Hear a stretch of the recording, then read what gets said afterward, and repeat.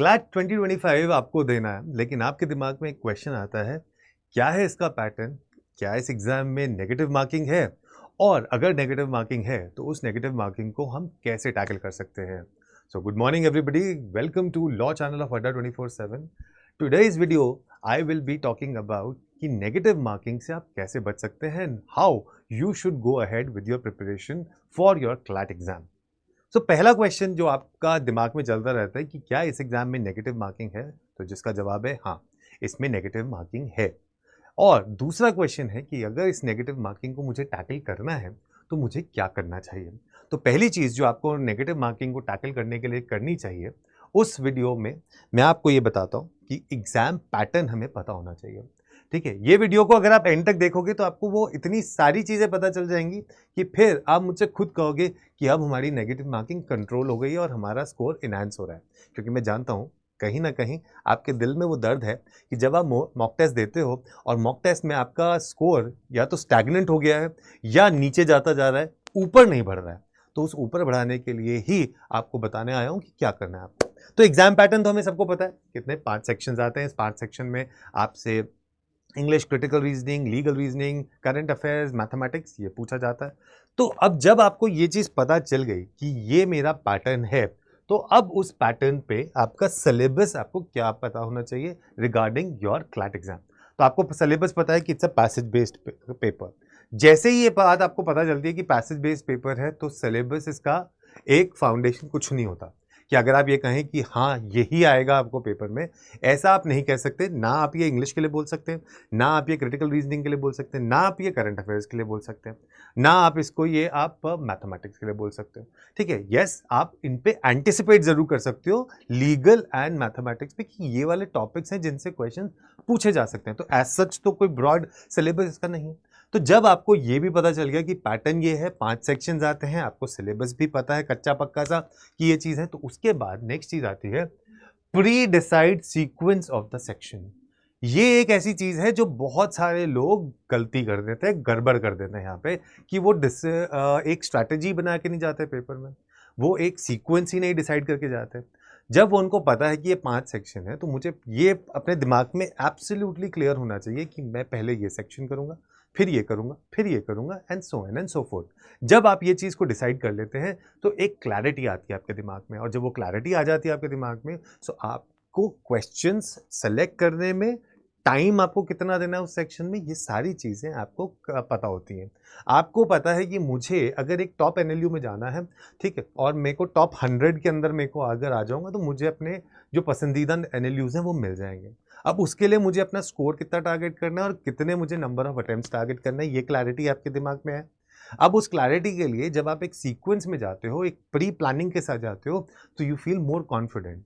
जैसे अगर for example मुझे ये पेपर देना है, तो मैं सबसे पहले क्लैट में इंग्लिश से स्टार्ट करूंगा and then maybe critical reasoning I will do it, because ये मेरा फोटे है, ये मेरा एक हाई पॉइंट है, ये मेरा एक स्ट्रॉन्ग सूट है। ठीक है, तो वो हमें को इसमें देखना पड़ेगा। सो pre decide of the sequence of the sections, ये बहुत इंपॉर्टेंट है कि आप जाएं, जिससे आपका एक माइंडसेट बनता है और आपको पता चल जाता है कि ये क्वेश्चन का डिफिकल्टी लेवल क्या है, प्लस मुझे ये करना है या नहीं करना है। कई बार क्या होता है कि हम क्लास 12 के जो स्टूडेंट्स होते हैं या क्लास 12 दे के आते हैं, वहाँ हमें हमेशा बताया जाता है कि ये पूरा का पूरा पेपर करके आना है, लेकिन यहाँ ऐसा नहीं है। यहाँ मुझे करने से ज़्यादा ये पता होना चाहिए कि कौन सा क्वेश्चन मुझे यहाँ पर छोड़ देना है, और कितनी जल्दी आप ये डिसाइड कर सकते हो, वही डिसाइड करता है आपका कि आपके कितने नंबर ऑफ स्कोर और ये कितने नंबर ऑफ अटेम्प्ट्स होंगे। सेकंड पॉइंट आता है read questions and options carefully. कई लोगों की रीडिंग स्पीड, रीडिंग कैपेसिटी इतनी ज़्यादा नहीं होती, और जल्दबाजी के चक्कर में हम जो ऑप्शंस हैं या क्वेश्चंस हैं उनको गलत पढ़ लेते हैं। मैंने बहुत बार देखा है कि वहाँ पूछा गया which of the following is not true, और हम वहाँ ढूंढ रहे अरे इसमें तो सारे ट्रू हैं, या तो ये चीज़ है, तो हम वहाँ पर ऐसे जो निगेशन वाले क्वेश्चन या नेगेटिव वाले जो क्वेश्चन होते हैं उनको हम हमेशा ऊपर नीचे या गलत पढ़ लेते हैं।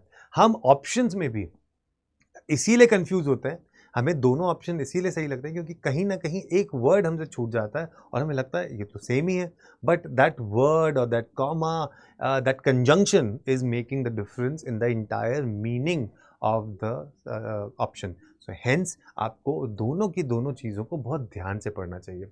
अब इसमें आपके दिमाग में एक क्वेश्चन हो सकता है कि सर अगर हम ध्यान से पढ़ेंगे तो टाइम ज़्यादा लग रहा है आपको, तो यही तो ट्रिक है।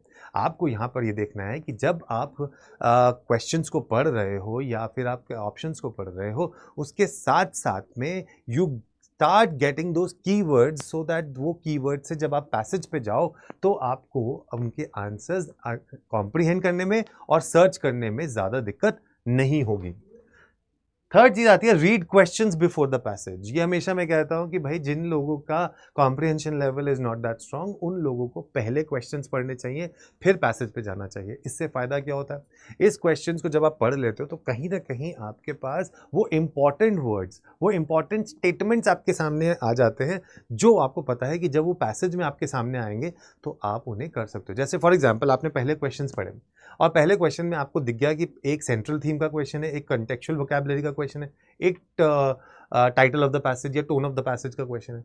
अब ये क्वेश्चन में से दो क्वेश्चन, चाहे वो वोकैबुलरी का हो या सेंट्रल थीम हो, ये तो मैं बहुत जल्दी आंसर दे सकता हूँ इसका।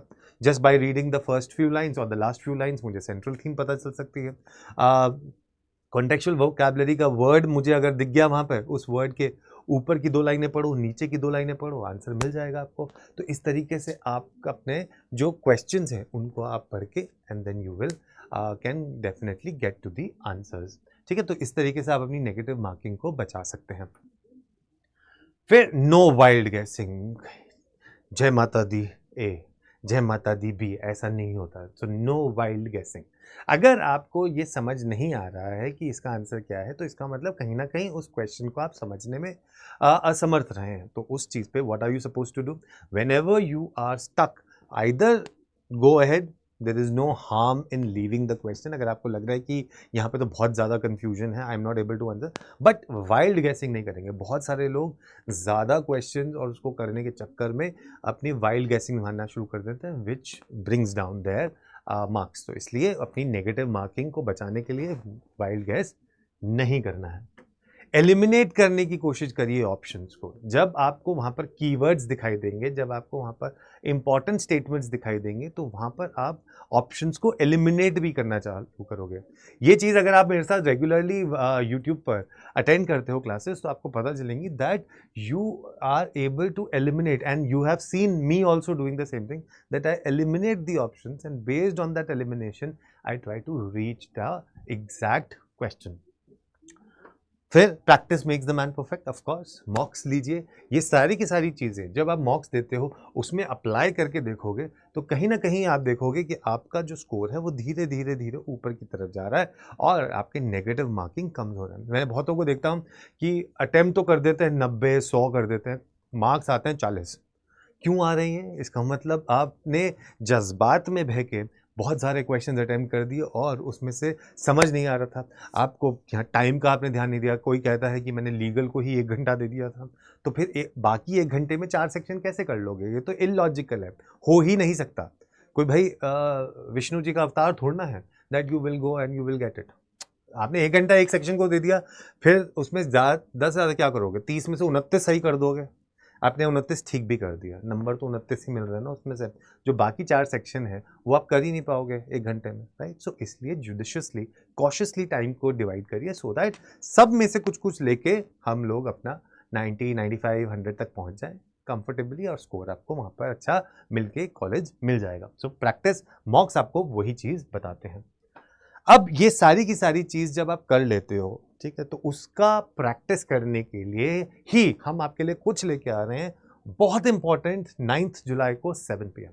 तो आप बिल्कुल भी जुड़ना मत भूलिएगा हमारे साथ, क्योंकि यहाँ पर 9 जुलाई शाम को 7 बजे आ रहे हैं आपके लिए 3 बड़े सरप्राइजेज। वो 3 सरप्राइजेज क्या है? Surprise number 1, we are getting 1 faculty, we are getting a secret box, and we are getting something new that will transform your preparation for CLAT in the coming days. तो अगर अब notification out हो गया है और ये सारी की सारी चीज़ें आप अप्लाई करना चाहते हो to minimise your negative marks, then you have to attend this particular session on 9th of July 7 PM।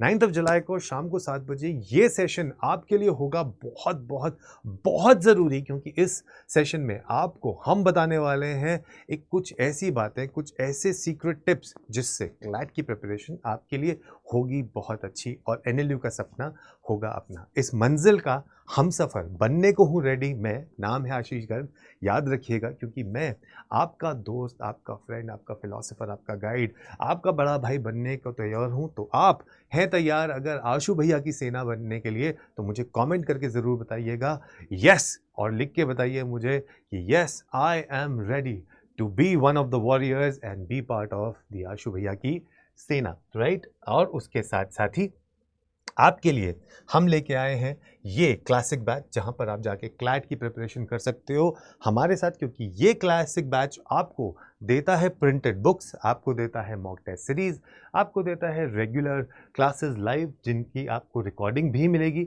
जाके आप ये ले सकते हैं। 7 मंथ्स की इसमें आपको वैलिडिटी मिल रही है, 20 मॉक टेस्ट्स मिलेंगे आपको, पीडीएफ्स मिलेगी, काउंसलिंग मिलेगी, मेंटरशिप मिलेगा, मेरा साथ मिलेगा, और मैं आपका साथ बनना चाहता हूँ 24/7।